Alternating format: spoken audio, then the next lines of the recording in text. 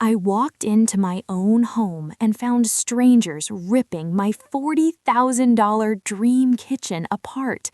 When I screamed at them to stop, my stepfather appeared from nowhere, and his fist connected with my jaw so hard I tasted blood.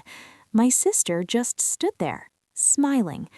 But here's what they didn't know. I'd been recording everything on my phone since the moment I opened that door. And what I did with that footage, it didn't just destroy them, it rebuilt my entire life. My name is Rachel Monroe, and this is the story of how one punch, one kitchen, and one perfectly calculated plan turned my worst day into their permanent nightmare. 6 months before this happened, I'd finally done it. After 15 years as a high-end kitchen designer, creating dream spaces for wealthy clients across Fairhaven, I'd saved enough to build my own masterpiece. The house wasn't impressive from the street, just a modest ranch style on the west side. But inside, I'd created magic. Custom walnut cabinets, quartz countertops in Kakata gold that shimmered like sunrise, a wolf range that cost more than most people's cars. Every drawer pull, every tile, every inch of that Italian backsplash had been chosen with obsessive precision.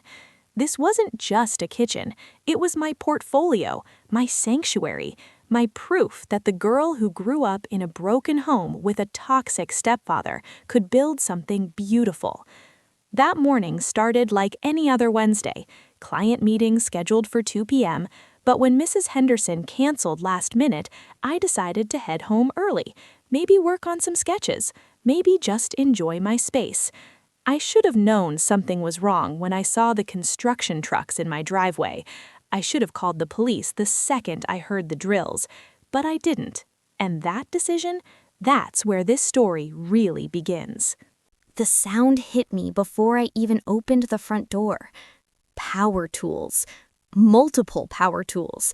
Drilling, sawing, the crash of something heavy hitting the floor. My heart started pounding because I hadn't hired anyone. I wasn't renovating anything. My kitchen was perfect. I fumbled with my keys, hands shaking, and burst through the door. The scene that greeted me will be burned into my memory forever. My kitchen, my beautiful, painstakingly designed kitchen, was being systematically destroyed. 2 men in construction gear were prying my custom cabinets off the wall. Another was jackhammering my pristine countertops. Dust everywhere, wood splintering, the smell of cut stone filling the air. "Stop!" I screamed. "What the hell are you doing?" The workers barely looked up. One of them gestured vaguely toward the living room and went back to drilling. That's when I saw her. My younger sister, Melissa, standing in what used to be my dining area, holding a clipboard like she owned the place. Designer jeans, expensive sunglasses pushed up on her head. That same smug expression she'd worn our entire childhood whenever she got away with something. "Rachel," she said brightly, like this was a pleasant surprise. "You're home early." Why are there construction workers destroying my kitchen? My voice was shaking, not with fear, with rage. "Oh, didn't Dad tell you? We're renovating." "We?" I took a step toward her. "This is my house, Melissa, my house." "Well, technically," she glanced at her clipboard. "After the paperwork Dad filed, it's a bit more complicated than that." Before I could process what she meant, I heard heavy footsteps behind me. Rachel. His voice. That voice I'd spent 20 years trying to escape. Need to calm down. I spun around. There he was, Frank Monroe, my stepfather, the man who'd made my childhood a war zone, the man I'd cut out of my life 5 years ago after Mom finally passed, standing in my hallway like he had every right to be there. "Get out," I said, my voice low and dangerous. "Get out of my house right now." He smiled, actually smiled. "Your house. See, that's where you're confused, sweetheart. I hate that word. He knows I hate that word. He's called me that my entire life, always with that condescending tone that made me feel 6 years old and powerless. I own this house, Frank. My name is on the deed, so you and your little demolition crew need to leave before I call the cops. Go ahead. He crossed his arms, blocking the doorway. Call them, but you might want to check your property records first. You might find some interesting updates. My blood went cold. What did you do? What I should have done years ago. He stepped closer. Your mother wanted to make sure you were taken care of, so before she died, she signed some papers, added my name to anything that had hers on it, including the down payment gift she gave you for this place. You're lying, but even as I said it, I felt the ground shifting under me. Am I? He pulled out his phone, showing me a document. I couldn't read it clearly from where I stood, but I saw enough. Legal language, property rights, his signature next to Mom's. That's fraud, I whispered. That's family, he corrected. And since Melissa's construction company needs a showcase property for her new portfolio, I figured your little kitchen experiment could be improved. That's when I reached for my phone, and that's when everything changed. My fingers barely touched my phone before Frank moved. For a man in his 60s, he was fast. He grabbed my wrist, twisted it hard enough to make me gasp, and slapped the phone out of my hand. It skittered across my hardwood floor, the floor I'd refinished myself, and landed near the demolished kitchen entrance. I don't think so, he growled. I tried to pull away. Let go of me! You always were a difficult child. His grip tightened, fingers digging into my wrist like a vice. Never knew when to just accept things. Never knew your place.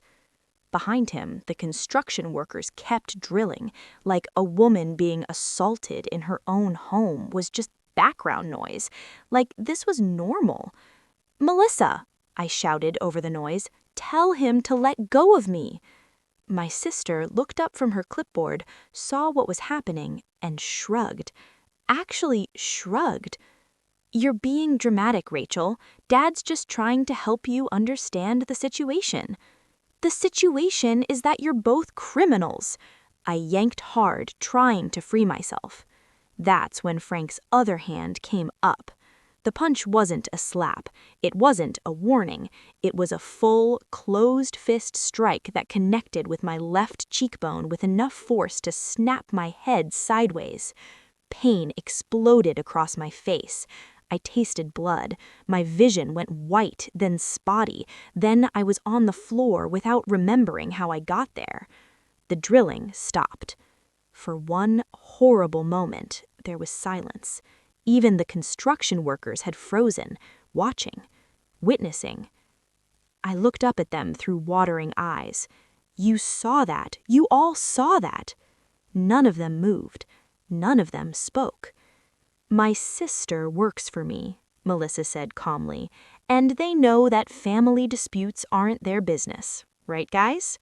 One by one, they turned back to their work. The drilling resumed. Frank stood over me, rubbing his knuckles. You're going to leave now, Rachel. You're going to a hotel or a friend's house or wherever you want, and you're going to think very carefully about whether you want to fight me on this, because I promise you I have more lawyers, more money, and more patience than you could ever imagine. I stayed on the floor, blood dripping from my lip onto my jeans. My face throbbed. My wrist ached where he'd grabbed me, but my mind was suddenly perfectly clear, because what Frank didn't know, what none of them knew, was that I hadn't been reaching for my phone to call the police. I'd been reaching for my phone to stop the recording. See, I'd started recording the moment I heard the drilling from outside my door. Instinct, maybe, self-preservation, the same survival mechanism I developed as a kid growing up in Frank's house, always needing proof that I wasn't crazy, that the things he did were real. My phone was in video mode when Frank knocked it away, which meant it was lying on the floor right now, camera facing up, still recording. Everything. His face, his threats, Melissa's complicity, the construction worker's silence. All of it. I pushed myself up slowly, deliberately not looking at where my phone had landed. Let them think I was defeated. Let them think I was broken. Fine, I said quietly. I'll go. Frank smiled. Smart girl. Maybe you learned something after all. I walked past him, past Melissa, toward my bedroom to grab some things, but I made sure to step carefully around my phone. I'd come back for it later. After all, I wanted that recording to be as long as possible. I packed a bag in under 5 minutes. Hands shaking, face swelling, mind racing through possibilities. Through my bedroom window, I could see Frank's truck in my driveway, parked like he owned it, Melissa's company van behind it, the construction workers unloading more equipment. They were planning to be here a while. Perfect. I grabbed my laptop, some clothes, toiletries, and my backup external hard drive, where I kept all my design files. Everything else could wait. Everything else was replaceable. Well, almost everything. On my way back through the living room, I made a show of stumbling, catching myself against the wall near where my phone had landed. In that half second, I scooped it up, slipped it into my jacket pocket, and kept walking. Nobody noticed, or if they did, they didn't care. I'll be back for the rest of my things, I said loudly enough for everyone to hear. Frank was in my kitchen now, examining the destruction with satisfaction. Take your time, sweetheart. We'll be here for a few weeks at least. Might want to find somewhere comfortable to stay. I didn't respond, just walked out my front door, got in my car, and drove. I made it 3 blocks before I had to pull over because my hands were shaking too hard to hold the steering wheel. The adrenaline hit all at once. I gripped the wheel and let out a sound that was half sob, half rage. My face hurt, my wrist hurt, my entire body felt like it was vibrating with anger so intense I thought I might explode. But underneath the emotion, there was something else. Clarity. I pulled out my phone and checked the recording. 43 minutes. The angle wasn't perfect, you could mostly see the ceiling and part of the kitchen doorway, but the audio was crystal clear. Every word, every threat, every sound of my custom cabinets being destroyed. And right there at minute 32, Frank hitting me. You couldn't see it clearly on video, but you could hear it. The impact, my cry of pain, my body hitting the floor. His voice saying, "You're going to leave now, Rachel." The construction worker's silence. Melissa saying, "They work for me. Family disputes aren't their business." It was all there. I sat in my parked car, phone in my lap, and started making a list. Not an emotional list, a strategic one. Immediate actions. Get medical documentation of injuries. Secure the video file. Multiple backups. Research property law attorneys. Document everything about the paperwork Frank mentioned. Find out if the construction permits were legitimate. Medium-term actions. Press assault charges, file restraining order, challenge the property claim, report Melissa's construction company to licensing board, contact the construction worker's employer. Long-term actions. Destroy them completely. Get my kitchen back. Make sure they never do this to anyone else again. My phone buzzed. A text from an unknown number. Hope you learned your lesson. Dad's being generous letting you come back for your stuff. Don't push it. M. I stared at that text for a long moment. Then I screenshotted it, saved it to 3 different cloud services, and added it to my evidence folder. See, here's what Melissa and Frank didn't understand about me. I'd spent 15 years as a designer, learning how to deconstruct spaces and rebuild them better than before. I knew how to find weak points in structures. I knew how to identify what was holding something up and what would make the whole thing collapse. And I was about to apply those exact same skills to their lives. I started the car and drove to the hospital. Time to document everything. The ER doctor was a woman in her 40s named Dr. Patel, and she took one look at my face and immediately asked, "Who did this to you?" Not what happened or how did you get hurt. Who? I guess when you work in an emergency room long enough, you learn to spot the difference between an accident and an assault. "My stepfather," I said. In my own home. Today. Her expression hardened. Have you reported it to the police? Not yet. I came here first. I wanted documentation. Smart. She pulled up a chair, her demeanor shifting from medical professional to something more personal. I'm going to examine you, photograph everything, and document all of this in detail. You're going to need this for your report. The examination took 40 minutes, photos from every angle, measurements of the swelling, x-rays to rule out fractures, documentation of the bruising starting to bloom across my cheekbone, the split lip, the finger-shaped marks on my wrist where Frank had grabbed me. The good news is nothing's broken, Dr. Patel said. The bad news is you're going to look worse before you look better. That bruising is going to spread over the next 48 hours.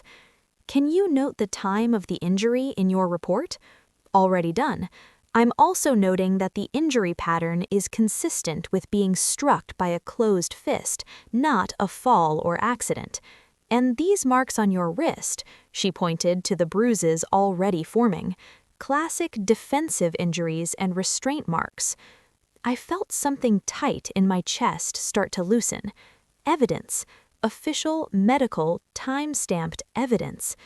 Thank you, I whispered. Don't thank me yet. Do you have somewhere safe to stay? I'm getting a hotel room. Do you have family, friends? I almost laughed. My family is the problem, and I don't want to drag my friends into this mess yet. She handed me a card. This is for a domestic violence support center.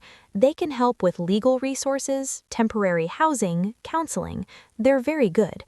I took the card, even though I already knew I wasn't going to call them, not because I didn't need help, but because I needed a different kind of help, the kind that came with law degrees and demolition expertise. From the hospital, I drove to the police station. The officer who took my report was younger than I expected, maybe late 20s, with a nameplate that read Officer Martinez. He listened to my story, watched the video twice, and his expression grew darker with each viewing. This is assault, clear as day. And the property dispute he mentioned, that's a separate civil matter, but what he did to you is criminal. Can you arrest him today? We can, we will. I'll need to file this report, get approval from my sergeant, and then we'll send officers to pick him up, probably within the next few hours. He's at my house right now, with my sister. They're destroying my kitchen. Officer Martinez looked up sharply. They're actively on your property without your permission? They claim they have legal right to be there because of some paperwork my stepfather filed. But yes, they're there right now with construction workers, ripping out everything. He made a note. We'll address the assault first, but you need to speak with an attorney immediately about the property situation. If he's fraudulently claiming ownership, that's another criminal matter entirely. I left the police station with a case number, a copy of the report, and a promise that Frank would be arrested before the end of the day. 3 hours after leaving my house, I'd already built the first layers of my counterattack, but I was just getting started. I checked into a Holiday Inn 20 minutes from my house and immediately set up a command center on the desk. Laptop, phone, notebook, coffee from the lobby, the video file playing on repeat while I took notes. By 6 p.m., I'd done 3 things. First, I'd contacted every property law attorney in Fairhaven, finally landing a consultation for the next morning with Catherine Chen, a lawyer whose website featured the tagline, "Protecting Property Rights Since 2005. Second, I'd filed an official complaint with the state licensing board against Melissa's construction company for operating on a property without proper permits or owner consent. I'd checked the county records online. There were no permits filed for my address, which meant every bit of demolition they were doing was illegal. Third, I'd created a private YouTube video upload of the assault footage, unlisted and password protected, then shared the link with 3 separate cloud storage services. If anything happened to my phone, that video was immortal now. My phone rang at 6:47 p.m. Unknown number. Hello? Ms. Monroe, this is Officer Martinez. I wanted to update you. We sent officers to your residence to arrest Frank Monroe for assault. However, he and the other parties had already left the property. The house was locked and empty. My stomach dropped. They're gone? It appears so. We've issued a warrant for his arrest. Do you know where he lives? Where we might find him? I gave them Frank's address, Melissa's address, every location I could think of. But I knew Frank. He was smart. If he'd gotten wind that I went to the police, he'd make himself scarce for a few days, let things cool down. He always did. There's something else, Officer Martinez said. When our officers checked the exterior of your property, they noticed the front door lock had been changed. What? I was already grabbing my car keys. I strongly advise you not to go there alone, Ms. Monroe. If they've changed the locks, attempting to enter could be complicated legally until we sort out the property ownership question. It's my house. I understand, but until we can verify the legal documents Mr. Monroe claims to have, it's a civil dispute. The assault is criminal. We can arrest him for that. But the property situation needs to play out in court. I wanted to scream. I wanted to drive over there and break down my own door. I wanted to hurt someone. Instead, I took a breath and said, "What should I do?" Get a lawyer, first thing tomorrow. They can file an emergency motion to establish your ownership and get you back into your property. In the meantime, the arrest warrant stands. If Mr. Monroe or your sister contact you, do not engage. Document everything and let us know immediately. After we hung up, I sat on the hotel bed and stared at the wall. They'd changed my locks. They'd destroyed my kitchen. They'd hit me, and they'd walked away like nothing happened. My phone buzzed with a text from yet another unknown number.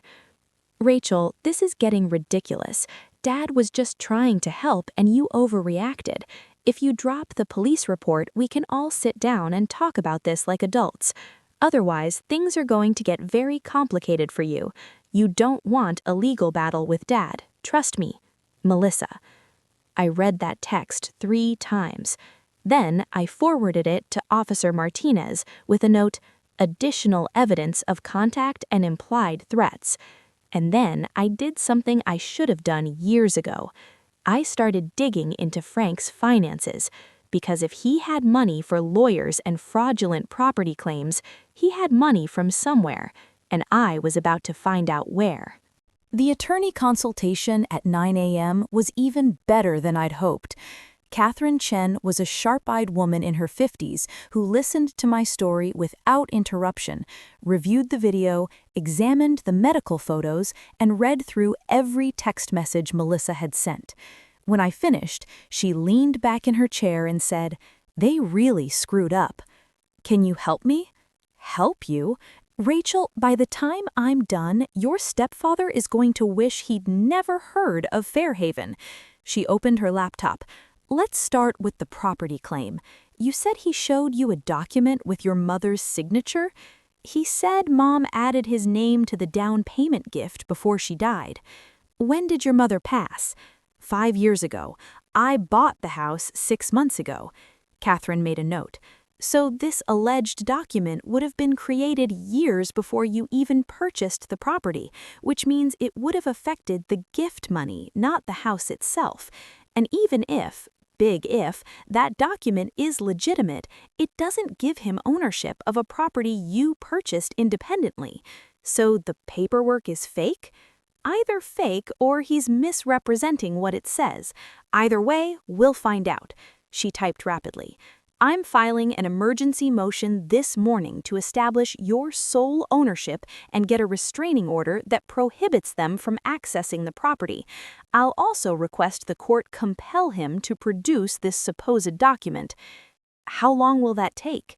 "The emergency motion? Judge should review it within 48 hours. We might have a hearing by end of week." Relief flooded through me. "And what about the assault?" That's criminal. The police are handling it. But the fact that he fled when officers came to arrest him, that's going to look terrible in front of a judge. It shows consciousness of guilt. And your sister's texts attempting to get you to drop charges, that's witness tampering. I hadn't even thought of that. Can she be arrested too? Potentially. Let me forward these to the district attorney's office with a recommendation. Catherine's fingers flew across the keyboard. Now, tell me about your sister's construction company. I explained everything, how they'd claimed to be renovating, the lack of permits, the workers who witnessed the assault but did nothing. Those workers can be subpoenaed. They witnessed a crime. Their employer can face penalties for operating without permits. And if your sister knew the property ownership was disputed and proceeded anyway, that's destruction of property at minimum, potentially criminal trespass. I want them destroyed, I said quietly. Not just stopped, destroyed. Catherine looked at me over her laptop. I typically tell clients that revenge isn't the goal, but in this case, let's call it comprehensive accountability. Your stepfather committed assault and possibly fraud. Your sister is complicit in multiple crimes. They changed the locks on a property they don't own and destroyed $40,000 worth of improvements. So yes, we're going to pursue every legal avenue available. What do I do now? Nothing. Let me do my job. Don't contact them. Don't respond to texts. Don't go near the property. I'll have the emergency motion filed within the hour, and I'll update you as soon as I hear from the court. I left her office feeling like I could breathe for the first time in 24 hours. But as I walked to my car, my phone rang. It was a number I recognized this time. Mrs. Henderson, the client whose cancellation had led to me coming home early yesterday. Rachel, I don't know how to tell you this, but I need to cancel our project. My husband heard some rumors about you being involved in a family dispute, and he's concerned about reliability. My blood went cold. What rumors? Something about assault charges and property fraud? I'm so sorry, Rachel. I'm sure it's all a misunderstanding, but Frank was already spreading lies, and this was just the beginning. I canceled 3 more client meetings that afternoon, all of them with the same vague story, concerns about recent developments or going in a different direction or budget constraints. But I could hear the truth beneath the excuses. Frank was poisoning my reputation. Fairhaven was a small town, and the interior design community was even smaller. Word spread fast. By noon, I'd been tagged in a Facebook post by someone I barely knew, a real estate agent asking if anyone had updates on that kitchen designer involved in the family drama. Family drama, like being assaulted in your own home was drama. I wanted to respond, to defend myself, to share the video right there for everyone to see.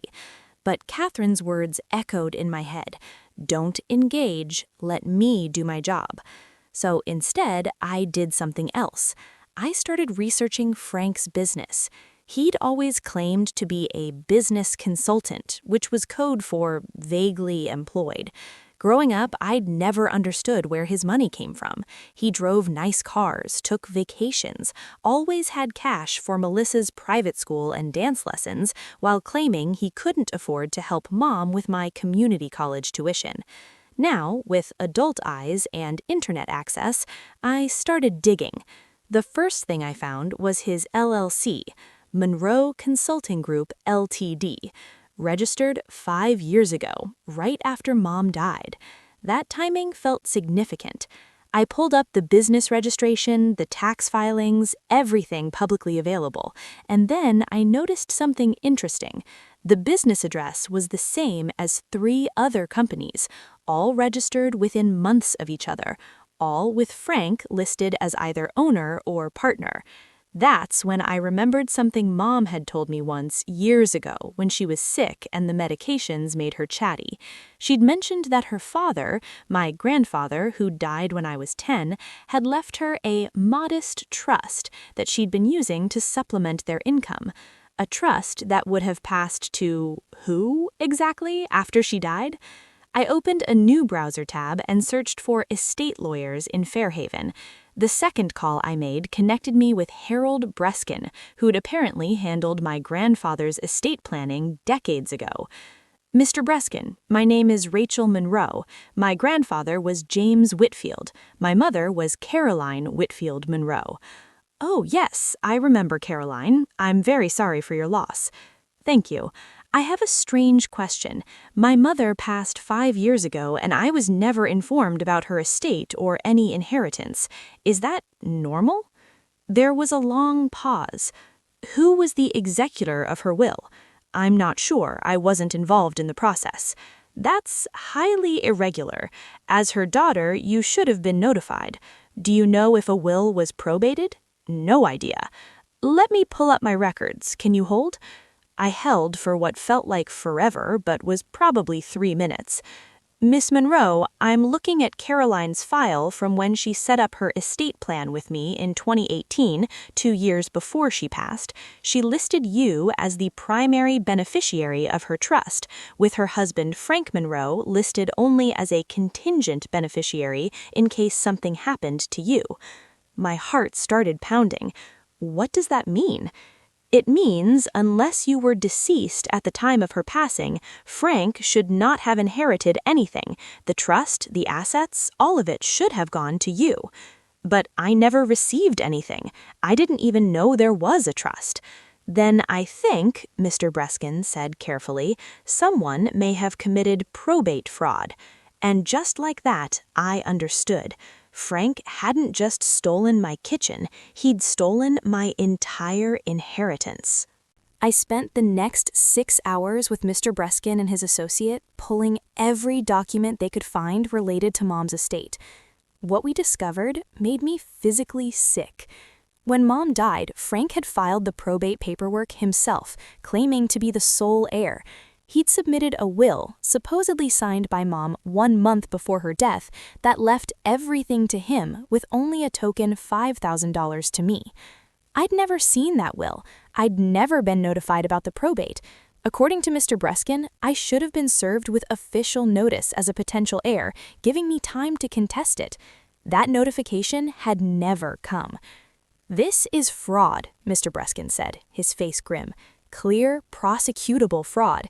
He either forged her signature on this will or coerced her into signing it when she was too sick to understand what she was doing, and he deliberately failed to notify you about the probate to prevent you from challenging it. How much money are we talking about? He slid a document across the desk.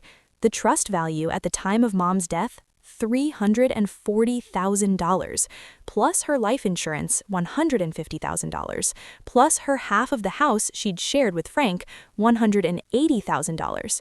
He stole nearly $750,000 from you, Mr. Breskin said. I couldn't speak, couldn't breathe, just stared at those numbers. That money could have changed my life 5 years ago, could have let me start my business instead of working for other designers, could have meant I didn't spend 15 years scraping and saving for my dream kitchen. Can we reverse it? I finally whispered. We can try. It's been 5 years, which complicates things, but probate fraud doesn't have a statute of limitations in most cases. We'll need to petition the court to reopen the estate, prove the fraud, and void the original probate order. How long will that take? Months, maybe a year or more if he fights it. And he will fight it. He's already spent or hidden most of that money, I'd assume. What if I can prove where the money went? Mr. Breskin leaned forward. What do you mean? I pulled out my laptop and showed him what I'd found. Frank's LLC, registered right after Mom's death, his business investments, the property he'd purchased, including a vacation condo in Florida. All the timing lined up perfectly with when he would have received the inheritance. He used my money to fund his businesses, my inheritance, and now one of those businesses is my sister's construction company. Can you prove he invested in her company? I clicked through more documents. Melissa's construction company, Hartwell and Associates, had been incorporated 3 years ago with a significant initial capital investment. The investor listed? Monroe Consulting Group, Ltd. Frank's company, funded with my money. So when she destroyed my kitchen, she was using tools and resources that I technically paid for. If we can prove the chain of fraud, yes, and that gives us even more leverage. My phone buzzed. Catherine Chen. Emergency motion approved. Court hearing scheduled for Friday, 9 a.m. Judge granted temporary restraining order. Frank and Melissa cannot go near you or the property. Police are changing your locks back right now. I showed the text to Mr. Breskin. I'm getting my house back. That's just the beginning, Mr. Breskin said. By the time we're done, you're getting everything back. Everything he stole, with interest. I thought about Frank's face when he punched me, his smile when he said I didn't know my place. I thought about Melissa standing there, clipboard in hand, watching it happen. They'd stolen my money, my kitchen, and 5 years of my life. Now I was going to take it all back, and I was going to make sure everyone knew what they'd done. Friday morning, I walked into that courtroom with Catherine Chen on one side and Mr. Breskin on the other. Frank and Melissa sat across the aisle with their lawyer, an older man who kept shooting them nervous glances. The bailiff called us to order. Judge Patricia Reeves, a no-nonsense woman with steel-gray hair, reviewed the files in front of her with the kind of focus that made everyone in the room sit up straighter. This is regarding an emergency motion to establish property ownership and enforce restraining orders, she said. Miss Chen, you're representing the plaintiff? Yes, Your Honor. And I've reviewed the evidence you submitted, including video footage of an assault that allegedly took place on the disputed property? That's correct, Your Honor. The video clearly shows my client being assaulted by her stepfather, Frank Monroe, while he and her sister, Melissa Hartwell, were illegally demolishing improvements to a property they don't own. Frank's lawyer stood up. Your Honor, if I may— You may not. Sit down. Judge Reeves didn't even look at him. Mr. Monroe, I see there's currently a warrant for your arrest for assault and battery. Were you aware of this? Frank stood reluctantly. Your Honor, that's a misunderstanding. It was a family dispute that got out of hand. A family dispute? The judge's eyebrows rose. I watched the video, Mr. Monroe. You struck Miss Monroe hard enough to split her lip and leave substantial bruising. Then you threatened her and changed the locks on her property. Do you dispute any of these facts? The property isn't solely hers, Your Honor. My late wife— I've also been informed by Miss Monroe's probate attorney that you're now under investigation for estate fraud related to your late wife's will and trust. Is that accurate? Frank's face went pale. His lawyer whispered something urgent to him. Your Honor, the lawyer said, standing again, we were not aware that probate matters would be discussed today. This isn't a discussion, Judge Reeves said coldly. This is me informing Mr. Monroe that his credibility is currently in question on multiple legal fronts. Now, regarding the property, Mr. Monroe, do you have the document you claim gives you ownership rights to Miss Monroe's house? We're still locating. That's a no. Miss Monroe, do you have your deed and purchase documents? Catherine handed over a folder. The judge reviewed it quickly. Everything appears in order. Sole ownership, no liens, purchased independently with Miss Monroe's funds 6 months ago. Mr. Monroe, even if your mysterious document exists, it would have pertained to a gift that predated this purchase, giving you no claim to the property itself. But, Your Honor, I'm not finished. Not only do you have no legal claim to this property, but you unlawfully entered it, committed assault on the owner, destroyed approximately $40,000 in improvements, and then changed the locks to prevent her from returning. Miss Hartwell, your construction company also participated in this destruction without permits or owner consent, which I'm informed has triggered an investigation by the state licensing board. Melissa looked like she might be sick. Therefore, Judge Reeves continued, I'm making the restraining order permanent. Both of you are to stay at least 500 feet from Miss Monroe and her property at all times. You are prohibited from contacting her directly or through intermediaries. Miss Monroe, you'll receive documentation for the damages claim, which will proceed separately. Mr. Monroe, when you leave this courtroom, sheriff's deputies will be waiting to execute the assault warrant. I watched Frank's face crumble. I watched Melissa grab her purse like she was considering running, and I felt absolutely nothing but cold satisfaction. Court dismissed. The gavel fell, and my new life began. That was 18 months ago. Today, I'm sitting in my fully restored kitchen. Better than it was before, actually, since I got to rebuild it exactly how I wanted with the insurance settlement and the initial payment from Frank's seized assets. The probate fraud case is still ongoing, but Frank's already been ordered to pay back $340,000 plus interest. His business accounts have been frozen. His Florida condo was seized. And yes, he served 6 months in county jail for the assault. Melissa's construction company lost its license. Last I heard, she's working retail and blaming me for ruining her life. The workers who witnessed everything and said nothing were subpoenaed to testify. 2 of them lost their contractor certifications for failing to report a crime. My reputation? It recovered. Turns out when you share a video of your stepfather punching you on your own property, people stop believing his version of events pretty quickly. My client list is longer than ever now. Apparently, people appreciate a designer who doesn't back down. But the best part? I started a nonprofit that helps other people navigate probate fraud and estate theft. Mom's stolen inheritance is finally going where it was always meant to go, helping people who grew up like I did, powerless and broke, take back what's theirs. Frank told me I didn't know my place. He was right. My place isn't on the floor of my kitchen, bleeding and afraid. My place is right here, rebuilt, restored, and stronger than ever.